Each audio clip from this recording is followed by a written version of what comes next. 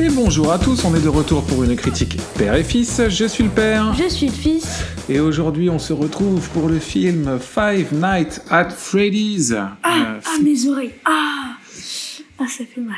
FNAF pour les intimes, le film événement qui a fait le plus gros box-office aux États-Unis pour un film d'horreur cette année. C'est quoi FNAF? C'est le Five pour le F. Nights at Freddy's. Okay. Donc c'est FNAF. Et donc c'est l'adaptation des jeux vidéo. Donc il y a eu 9 jeux. Five Nights at Freddy's, et donc c'est des jeux d'horreur narratifs, et donc c'est aujourd'hui l'adaptation cinéma produit par Blumhouse, réalisé par Emma Tammi. C'est fait par Blumhouse. C'est fait par Blumhouse, ouais. Et qui se sont bien rattrapés après le four qu'ils ont pris sur l'Exorciste. Parce que c'est eux. Ils ont pris un four. Ouais. Enfin un four. Et là ils ont pas eu un four. Ah bah là ils ont tout cartonné. C'est vrai? Oui. Mais non. Donc le pitch, un agent de sécurité en difficulté commence à travailler chez Freddy Fazbear's Pizza. Tout en passant sa première nuit au travail, il se rend compte que le quart de nuit chez Freddy ne sera pas si facile à surmonter. Je ne comprends pas ce que cette phrase. Il se rend compte que le quart de nuit chez Freddy... Bon, je le refais, comme d'hab. Ouais. Qui rédige ces pitchs chez IMDb? Il y a un problème. Donc, grosso modo, c'est l'histoire d'un type qui a la charge de sa petite sœur, qui a du mal à garder un boulot, et qui est un peu... comment il perd son premier boulot? Je ne sais plus. On le suit, tu sais, et il perd son boulot, je ne sais plus de quelle manière. Il insulte quelqu'un, non? C'est pas un truc comme ça? Si, je crois. Bon, bref. Non, il frappe quelqu'un. Il frappe quelqu'un, c'est ça. Bref. Il plaque une personne au sol et il pense que quelqu'un est en train d'enlever un enfant. Ouais. Dans un supermarché. Bref. Et donc, il se retrouve à ne plus pouvoir à avoir un casier, plus personne ne veut lui confier de job, et un type très mystérieux qui lui propose de devenir le gardien de nuit d'une pizzeria fermée, désaffectée, dans lequel il y a des sortes d'animatroniques en forme de nounours, de lapins et de cuicui. Et de cuicui. Voilà. Et voilà. Et en parallèle de ça, on suit son trauma parce que son petit frère a été enlevé. C'est ça le pitch, hein? Ouais. Mon fils, qu'as-tu pensé de Five Nights at Freddy's? Quand on parle de film d'horreur, c'est une horreur. Oh, joli. Tu vas lancer les calembours. Ok, très bien. On va se lancer dans les calembours père et fils. Je sens qu'on va être très bon. Nul. Mais c'est nul. C'est perte de temps. Perte de temps. Bon. J'ai trouvé ça moi aussi complètement sans intérêt et complètement nul. Je précise ici qu'on n'a jamais joué aux jeux vidéo, ni toi ni moi. Si, on joue beaucoup aux jeux vidéo, pas à celui-là. Mais pas à celui-là. Oui, celui-là, on n'y a jamais joué. On avait juste regardé une petite vidéo pour savoir vite fait à quoi ça ressemblait, mais c'était tout. Ça avait l'air nul. Alors, les gens adorent, pour le coup. Mais je pense que nous... Attendre. Mais on a vu la fameuse vidéo de Squeezie qui a genre 13 millions de vues. C'est vrai que j'avais du mal à comprendre ce que les gens trouvaient d'intéressant, mais on n'y a pas joué. Donc voilà. En revanche, je veux aller plus loin. On a quand même réussi à enchaîner un film d'action dans lequel il n'y a pas d'action, voleuse, un film de super-héros dans lequel il n'y a pas de scène super-héroïque, Marvels, et là on fait un film d'horreur dans lequel il n'y a pas d'horreur. Donc j'avoue le film en soi est une horreur. Non mais surtout, il n'y a pas de scène d'horreur. Non. Ça n'est pas un film d'horreur. Non. Five Nights at Freddy's, ou alors on considère que l'horreur à la Scooby-Doo, c'est de l'horreur. Alors, tu m'excuseras, Scooby-Doo a enveloppe tellement bien ses épisodes, ses films et tout, tellement mieux que ça. Enfin, ça c'est... Alors, toi, t'es un fan de Scooby-Doo. C'est tout mon enfance. C'est tout ton... Non, mais alors, tu sais que t'es encore un enfant. Déjà. Mais c'est vrai que Scooby-Doo, je crois que c'est vraiment ce que t'as vu le plus étant enfant. On est d'accord? Ouais, c'est ce que je suis en train de regarder en ce moment. C'est sorti sur Netflix, il y a 2 saisons qui sont sorties. Donc tu te refais les Scooby. Ouais, je les ai déjà vus, mais... Ok, très bien. Bon, parlons du scénario. Donc, en fait, c'est beaucoup plus un thriller qu'un film d'horreur. Hein. Il y a très C'est un thriller. C'est pas un thriller. Alors, dans les codes du film, c'est plus un thriller dans le sens où ce qu'on essaye de suivre, c'est ce type. Donc, ce personnage, on va lui donner un nom. Son nom, c'est Mike, qui est interprété par Josh Hutcherson. Et donc, il a le trauma, en fait, et il a la culpabilité d'avoir... il avait la responsabilité de son petit frère, ils étaient à la campagne en train de camper, et grosso modo... À la campagne en train de camper. Et grosso modo, quelqu'un a enlevé son petit frère, et il s'en veut. Et donc déjà, moi, il y a une première chose qui m'interpelle beaucoup dans cette adaptation, et je précise ici que le créateur du jeu fait partie des scénaristes, donc ça j'ai du mal à comprendre. Mais de ce que j'en ai compris du jeu, en fait, c'est chaque nuit, tu dois gérer le peu d'électricité que tu as pour allumer ou fermer des portes, pour pas que les animatroniques viennent te bouffer. Et tout le suspense, c'est de réussir à regarder toutes les caméras de la pizzeria, avec un plan, toi tu sais derrière tes écrans, et parfois elles disparaissent, faut que tu les retrouves, t'as pas beaucoup d'énergie, et donc c'est de la gestion d'énergie, et t'as beaucoup de jumpscares. Bon. Ça c'est le jeu, c'est ce que j'en ai compris. Ce que je trouve génial, c'est que dans l'adaptation, le mec arrive au resto pour sa nuit, se pose dans un fauteuil, et il s'endort. Non mais, je dis pas de bêtises. Tu ne caricatures Je caricature pas. Il se pose, il regarde et hop, il s'endort. Et quand il est endormi, il fait des rêves liés à ce traumatisme de ses enfants qui ont disparu. Donc en fait, c'est beaucoup plus proche d'un Freddy en réalité, parce que quand il se réveille, ce qui s'est passé dans son rêve, tu sais, à un moment donné, il se coupe dans le rêve, il est coupé dans la réalité. Tu comprends pas du tout de où ça vient, mais et donc tu suis ce personnage, Mike, qui essaye de comprendre ce qui se passe. Voilà. Et en fait, les animatroniques, on s'en fout un petit peu, non? Hein? En fait, c'est des doudous qui... faisons la distribution, comme ça s'appelle. Ah, on switch le scénar. Ouais. Ok. Non, on va quand même finir avec l'histoire du scénario, non? Et après, on fait le distrib. Faisons dans l'ordre ou on pète tout dans notre trame. On pète tout. Genre on est punk. Ouais. Faisons la distribution. Non, attends, et après je vais juste finir sur le truc. Et grosso modo, le concept, donc on spoile tout, hein.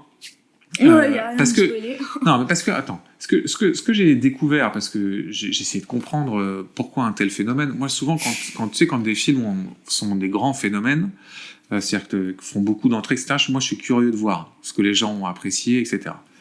Et ce jeu-là... Alors là... Non, mais en fait, ce jeu-là, ça fait longtemps, tu vois, que j'avais entendu parler de ce jeu, j'y ai jamais eu l'occasion d'y jouer, etc. Donc j'étais curieux, tu vois, de voir. Et j'ai trouvé l'histoire tellement basique et sans horreur et sans rien que j'ai pas bien compris. Je trouve même que les animatroniques font pas vraiment peur. Enfin, j'ai du mal à comprendre le truc, donc j'ai été un peu me renseigner. Et j'ai compris que, en fait, il y a plein du lore du jeu qui est vachement plus complexe, qui est pas du tout abordé dans le film. Donc j'ai du mal à comprendre. Et le créateur du jeu est un scénar. Ouais. Est un scénariste. Mon guess, c'est que ils sont en train de préparer genre une saga, tu vois. Les Five Nights at Freddy's, je pense qu'on va en bouffer d'autres au cinéma, et qu'il en a gardé beaucoup dans le pied. Et donc, grosso modo, dans le film, l'histoire, c'est que, en fait, le propriétaire de la pizzeria était en fait une sorte de serial killer qui enlevait des enfants et les enfermait à l'intérieur des animatroniques. Et donc, c'est en fait les fantômes d'enfants qui font fonctionner les animatroniques. Voilà. Il n'y a aucune logique là-dedans, mais oui, c'est ça. Mais c'est ça l'histoire. Hein. Et en tout et pour tout, dans tout le film, t'as une scène qu'on pourrait dire d'horreur un petit peu. C'est-à-dire quand t'as 2 ou 3 personnes qui s'infiltrent dans la pizzeria pour essayer de tout péter. Je dirais même pas que ce soit celle-là. Bah, moi, je dis que c'est la seule que je retiens. Moi, je dis que c'est l'autre où, en fait, c'est un truc de 2 secondes, hein. Mais justement, qui vient, il y a un animatronique. Ah, mais oui, mais c'est dans la scène dont tu parles. Oui, tout ça, c'est dans la... C'est quand t'as des... Oui, non, mais ils là, sont- tu parles d'une séquence. Ça, Oui, c'est t'as une séquence où Moi, t'as je des gens... parle de la scène. Oui, mais en Parce fait, que tout le reste, c'est rien du tout. tout Moi, je le- parle de la scène, le- tu sais, où l'animatronique, les lumières s'éteignent, l'animatronique arrive, les lumières se rallument, et t'as l'animatronique... Oui, t'as le jumpscare. ouais, Donc ça. tout ça, c'est dans la séquence. En Ouais, fait, ils sont qui, quoi? Ils sont 2 ou 3 à s'infiltrer dans la Quatre. pizzeria, je sais plus. Oh, ok. Et donc là, ça fait un peu en mode maman, j'ai raté l'avion. Genre, ils débarquent dans la pizzeria et là, les animatroniques les tuent un peu les uns après les autres. Mais c'est hyper soft, hein. C'est vraiment... Bon, on voit pas grand-chose, 2-3 jumpscares et c'est tout, quoi. 2-3 jumpscares, tu me diras où ils sont, parce que... Et... Bah, t'as celui-là, celui que tu viens d'écrire. Bah oui, mais tu T'as les vois l'autre où, avec les la deux petite autres tête, là. La petite tête Un qui fait miam jumpscare. miam miam miam miam. Ouais, je sais pas. Il y avait pas eu de jumpscare. Et alors la fin, c'est du pur Scooby-Doo. On peut le dire. Ah oui. C'est qui est le coupable. C'est une dernière animatronique. On lui enlève son chapeau. On lui Vera à côté. on lui enlève son masque. En mode, ah, mais c'était lui, dis donc. Non mais, alors on l'avait tous compris hein, depuis un petit moment.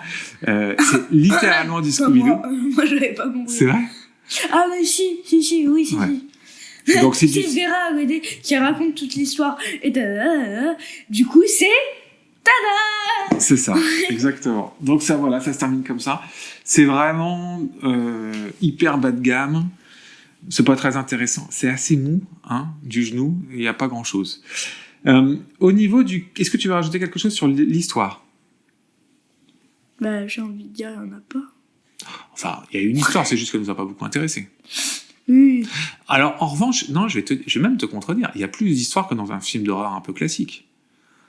Ils essayent de nous marier Non, tout c'est ça pas. avec une disparition d'enfants, des rêves, les difficultés financières. Ouais, moi, je parle de l'histoire de base. À chaque fois, je parle de l'histoire de base quand je Toi, tu dis parles du concept. Oui, c'est ça. Là, le concept, c'est un gars va dans une pizzeria et regarde des caméras de surveillance. C'est ça le concept. Oui. Je suis désolée, je peux absolument pas me contredire. Oui, mais Je peux rien dire. oui, mais ils l'ont enveloppé avec plein de trucs. Oui, mais ça, c'est le un peu. concept. Le concept... Oui, mais le scénario, c'est toute l'histoire, tout ce que tu as raconté. Moi, j'ai trouvé justement que dans le scénar, ils essayaient de mettre plein de trucs dedans, mais dont on s'en fout complètement. Ce qu'on a envie, c'est de voir les animatroniques en action. J'ai envie de te dire, ce qu'on a envie, c'est de ne pas voir ce film. Si t'enlèves tout ce qu'ils ont mis en plus... Non, Bah- mais t'as envie d'aller voir un film d'horreur. En plus, c'est marrant parce que moi, je trouve qu'en soi, le concept avec les créatures animatroniques et tout, elle est sympa. T'as moyen de faire des super scènes J'ai d'action. bien aimé le gâteau. T'as bien aimé Qui le faisait gâteau? gnam, gnam, gnam, gnam, gnam. Ouais. Non, mais même l'animation des animatroniques est bon. Non. Ah si, c'est... Puis, enfin... Mais en fait, oui, t'as raison. Enfin... non, Bien sûr que j'ai raison. ce que je veux dire, c'est que c'est le roi des animatroniques qui s'en est occupé. Donc, puis c'est une forme d'effets spéciaux qu'on voit de moins en moins. Donc moi, j'ai de la nostalgie de ça. Donc je trouve ça cool. Après, c'est vrai qu'ils n'ont pas grand-chose de spécial. Ils sont pas très terrifiants. Ils sont assez moueffes, quoi. Non? Bah, Ouais. c'est un peu ce que j'ai dit. Mais Bon. oui. Au niveau du casting, donc on a Josh Hutcherson qui joue Mike. Alors lui, on l'a vu dans d'autres trucs. On l'a vu dans... Ah bah, c'est le type de Hunger Games. Ok, donc c'est l'acteur de Hunger Games. j'ai Zathura aussi, il a joué dans Zathura.